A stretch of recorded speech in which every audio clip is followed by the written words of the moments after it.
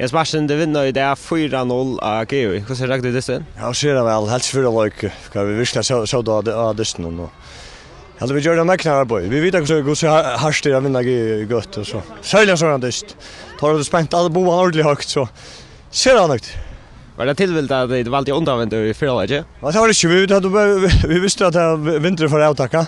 Plus det var inte gott för gott att de var bättre spela.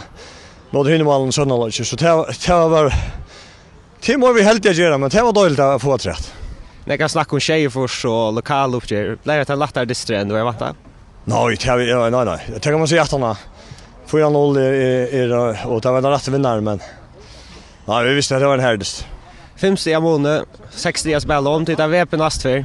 Vi är en så i förra års här. Det var inte svårt. Vi skulle ha något steg rätt och vi skulle se det vid narskas men till Sadväck vi må vinna alltså. Och det var det man kunde säga till många sensationer värde och quiz ta oss ja. Nej, vi kan se för man finns det sin. Tack för det.